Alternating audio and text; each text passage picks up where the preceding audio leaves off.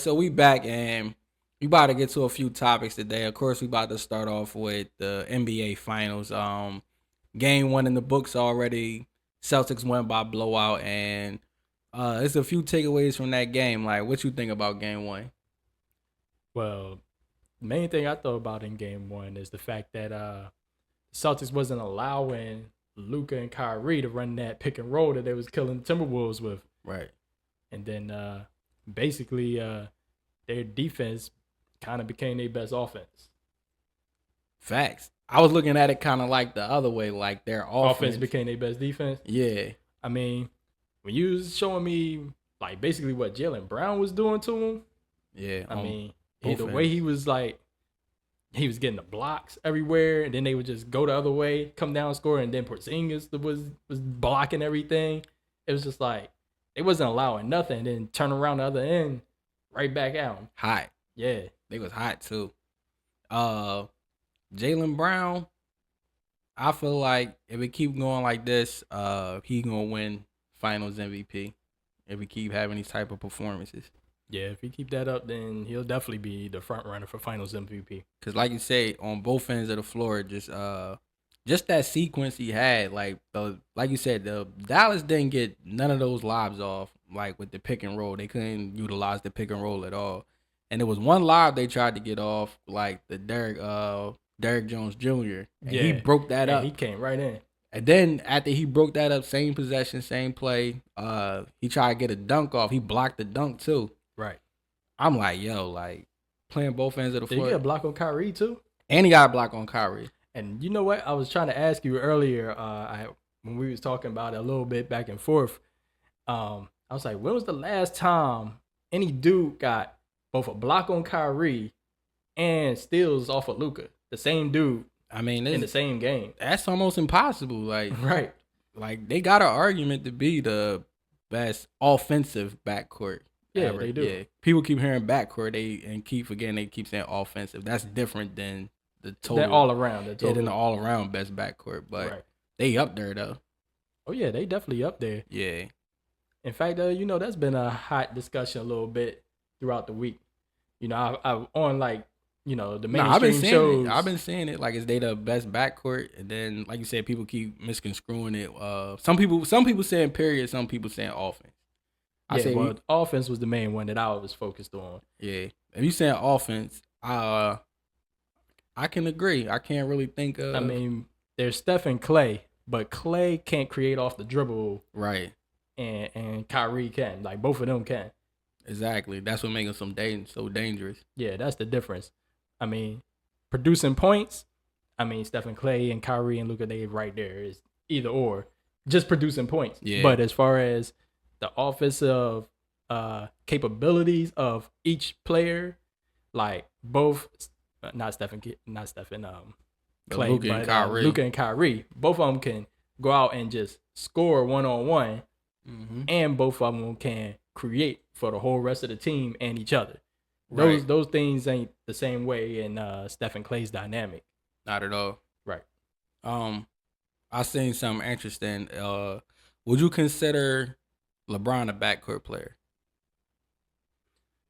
He basically been a point guard. Basically a point guard. Like it's hard because even if I call him like the point forward, right? Right. Like Scottie Pippen type player. I guess I do consider him a backcourt player. Because I was going to say him and D Wade, that would be a better backcourt, I would say. Right. You know what? In fact, I got a different kind of classification for that. Since it's not a point guard, shooting guard thing, it's more of that one. Because they had Chalmers as their point guard, right? Right. They more of like the wing backcourt.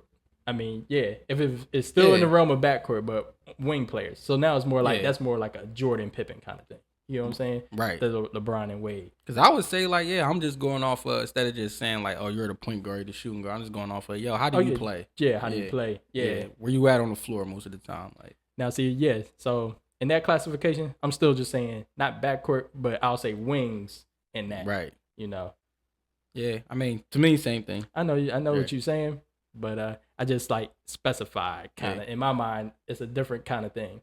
Because you think about it, like what LeBron doing that Luka ain't doing besides shooting the three. You setting up from outside the 3-point he's line. doing all the same thing. From really. outside the perimeter, but you just getting downhill. He's just more athletic and getting downhill. Getting downhill where Luka, he might take that step back more. He's shooting more outside jumpers. But y'all setting up from the same area. Y'all, initiating the offense from outside. So that's why I look at it like they doing the same thing. Yeah, I can't disagree with you. Right. Your way of thinking about it, totally correct. Right. But I get what you're saying, though. You like to stick to more of the traditional stuff, like when it comes to positions and stuff like that. Like, I want my point guard to be a point guard, my 2, 3, 4, 5. Yeah. Like, I need to fill those positions. And just at that time, he wasn't named the point guard. LeBron wasn't.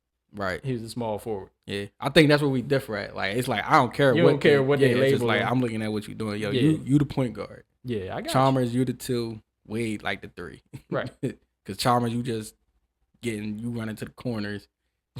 Right. You got to knock down your shots like a 2 guard. Like, yeah. But that's, because that keeps, for me, see, this is why it keeps backcourts like Jordan plus somebody or Kobe plus somebody. Right.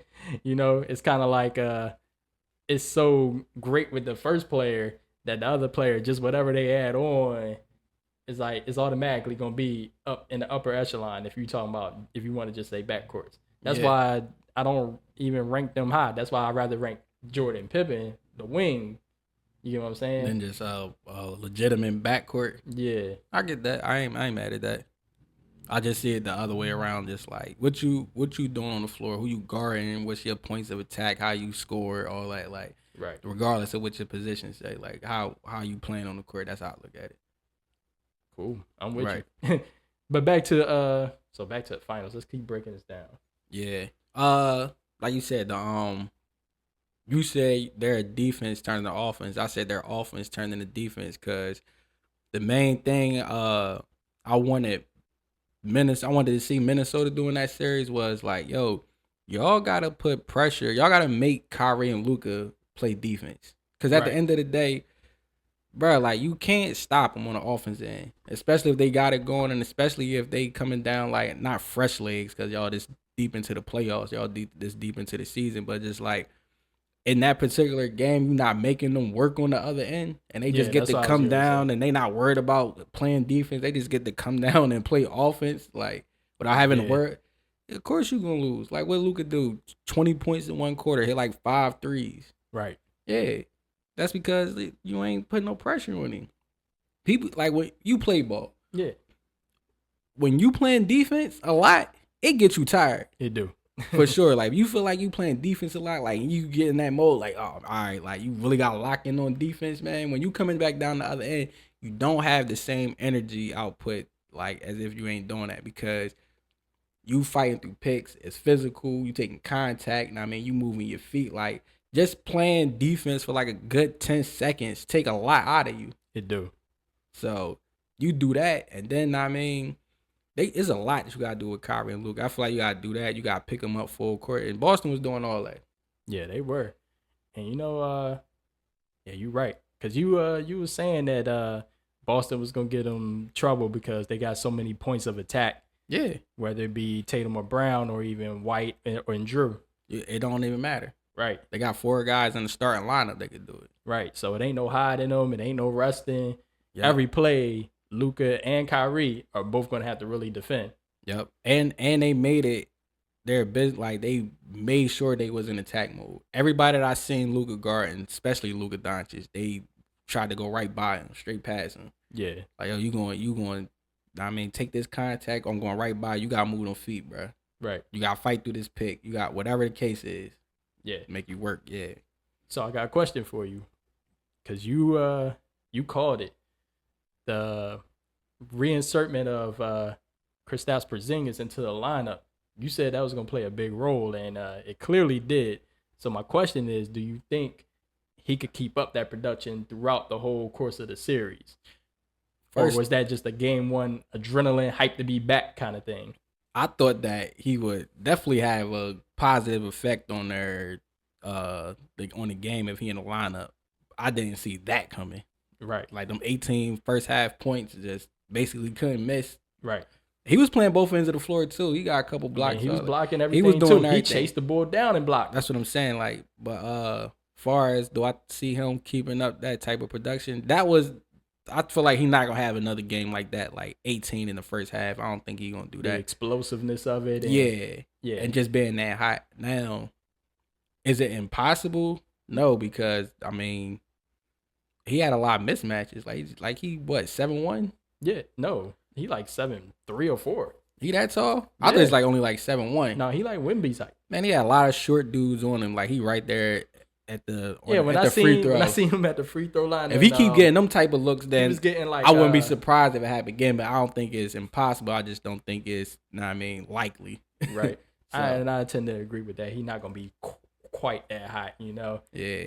I mean, he can still get them same looks though. Yeah, he's gonna get the same looks, but unless they do some kind of drastic thing of like maybe try to deny him from even getting the ball. But I mean, it's hard to do that when you got it's too many, like you said. If you gotta pay him that much attention, then that open it up for everybody else on the floor. Yeah, so you don't even want to pay him that much attention. It's almost like you rather he be the one, but then that's a killer in itself. That's why, man. I don't know what they're gonna do. Actually, now I'm thinking about. I don't know what they're gonna do unless Gafford could solo keep him from the ball. He can't.